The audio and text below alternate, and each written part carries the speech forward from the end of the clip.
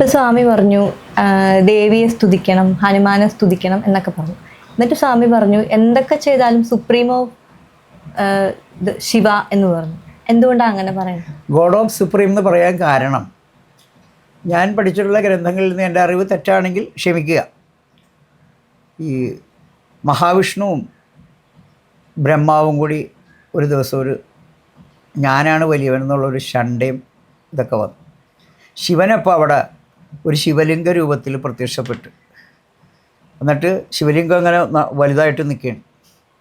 ബ്രഹ്മാവിനോട് പറഞ്ഞ് ഇതിൻ്റെ അറ്റം പോയി കണ്ടിട്ട് വരാൻ പറഞ്ഞു. വിഷ്ണുവിനോട് ഇതിൻ്റെ താഴെയുള്ള അറ്റം കാണാൻ പറഞ്ഞു.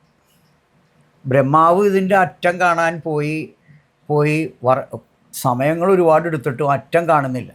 അപ്പോൾ ഒരു കൈതപ്പ് മോളിൽ നിന്ന് വരുന്നുണ്ടായിരുന്നു. ഞാൻ വർഷങ്ങളായി അവിടെ നിന്ന് വരണത്, ഇതിൻ്റെ അറ്റം കാണാൻ പെട്ടെന്ന് നടക്കണ കേസല്ല എന്ന് പറഞ്ഞപ്പോൾ കൈതപ്പൂവിനോട് പറഞ്ഞ് നീ എനിക്ക് വേണ്ടി ഒരു കളവ് പറയണം, ഞാനിതിൻ്റെ അറ്റം കണ്ടു വന്നിട്ടുണ്ടെന്ന്. അങ്ങനെ ബ്രഹ്മാവും കൈതപ്പൂവും കൂടി ഇവിടെ വന്ന് എന്തായി കണ്ടോയെന്ന് ചോദിച്ചു. കണ്ടെന്ന് പറഞ്ഞ ആ തല, ബ്രഹ്മാവിന് 5 മുഖം ഉണ്ടായിരുന്നു, ആ ഒരു മുഖം നുള്ളിക്കളഞ്ഞു. അതാണ് നാൻമുഖനായിട്ട് മാറിയത്. വിഷ്ണു പോയിട്ട് പാതാളത്തിൻ്റെ അങ്ങേ അറ്റത്തെത്തിയിട്ടും കാണാൻ പറ്റാതെ പുള്ളി ക്ഷമയോടുകൂടി പറഞ്ഞ് ഞാൻ ഇതിൻ്റെ അറ്റം കണ്ടില്ല. അപ്പം നമ്മൾ ഈ ക്ഷമ മനുഷ്യന് നല്ലതാണ്, പക്ഷെ സത്യം പറയാണ്ട് വന്നാൽ ഈ ബുദ്ധിമുട്ട്. ഇപ്പോൾ സുപ്രീം കോർട്ട് ഓഫ് ശിവൻ എന്ന് പറയുമ്പോൾ ഞാൻ അവിടെ മുതൽ ശിവനെ ഇങ്ങനെ ആരാധിക്കുന്നുണ്ട്. ഇനി അതിൻ്റെ പിന്നിലേക്ക് ഒരുപാട് പുരാണ കഥകളുണ്ട്, ഞാൻ അങ്ങോട്ട് കടക്കുന്നില്ല. പിന്നെ ഞാനൊരു സന്യാസി ആയതുകൊണ്ട് ഞങ്ങൾക്ക് ഈ വേറൊരു കാര്യം പറയും. നമകം ചമകം ചൈവ പുരുഷ സൂക്തം തഥൈവജ നിത്യത്രയം പ്രയുജ്ഞേന ബ്രഹ്മലോകം മഹീയതേ. അതായത് ആരാണോ നമകം ചമകം പുരുഷസൂക്തം എന്നിവ നിത്യവും ജപിക്കുന്നത് അദ്ദേഹത്തെ ബ്രഹ്മലോകത്തിൽ ആദരിക്കും എന്ന് വായുപുരാണത്തിൽ പറയുന്നുണ്ട്. പാപമോചനത്തിനും മോക്ഷപ്രാപ്തിക്കും ഏറ്റവും ശ്രേഷ്ഠമായതെന്ത് എന്ന ചോദ്യത്തിന് ഉത്തരമായി യാജ്ഞവൽക്യ മഹർഷി തെല്ലൊന്ന് ആലോചിച്ചിട്ട് ശ്രീരുദ്രജപം എന്ന് ഉറപ്പിച്ചു പറഞ്ഞു. അപ്പോൾ ധർമ്മം ക്ഷയിച്ച് അധർമ്മം കൊടിക്കുത്തി വാഴുന്ന കലിയുഗത്തിൽ മാനവജീവിതം സമുദ്ധാരണത്തിനും ധർമ്മ പുനഃസ്ഥാപനത്തിനും അവതാരമാർന്ന ഭഗവാൻ ശ്രീ സത്യസായി ബാബയും ഉത്ബോധിപ്പിക്കുന്നു, ശ്രീരുദ്രം ജപിക്കൂ, ജീവിതം ഭദ്രമാക്കൂ. നമകത്തിനെ നിശ്വാസമായിട്ടാണ് നമ്മൾ ഭഗവാൻ വ്യാഖ്യാനിക്കുന്നത്. അതായത് വിമലീകരിക്കൽ, പുറന്തള്ളൽ, സംഹരിക്കൽ, ലയിക്കൽ എന്നൊക്കെ അർത്ഥമാക്കാം. ചമകത്തിനെ ഉച്ഛ്വാസമായാണ് ഭഗവാൻ വിവരിക്കുന്നത്. അതായത് ഉൾക്കൊള്ളൽ, സൃഷ്ടിക്കൽ, ആഗിരണം ചെയ്യൽ എന്നൊക്കെ വ്യാഖ്യാനിക്കാം.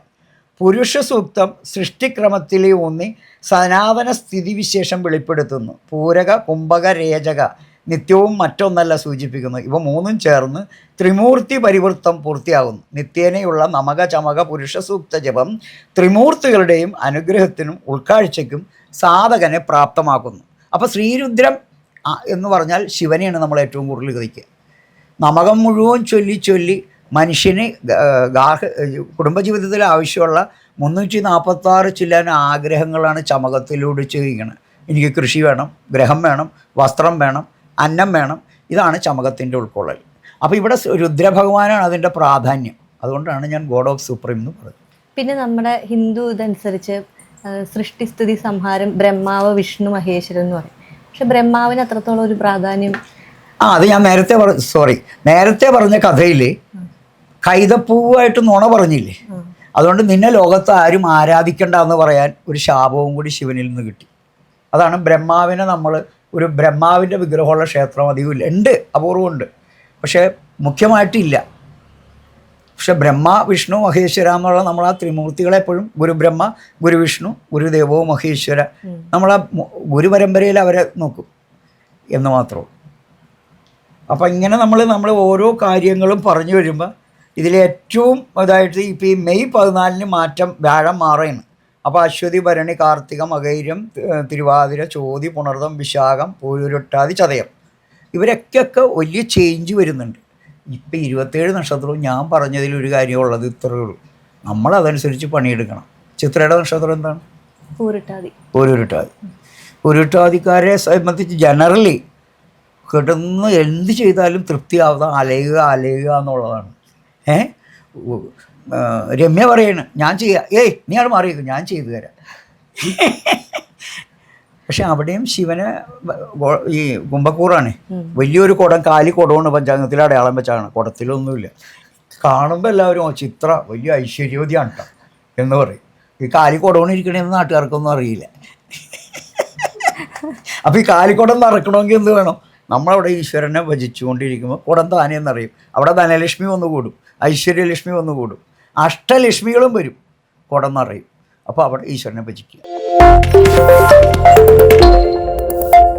കൂടുതൽ വീഡിയോകൾക്കായി ചാനൽ സബ്സ്ക്രൈബ് ചെയ്യുക, അടുത്തുള്ള ബെൽ ബട്ടണും കൂടി പ്രസ് ചെയ്യുക.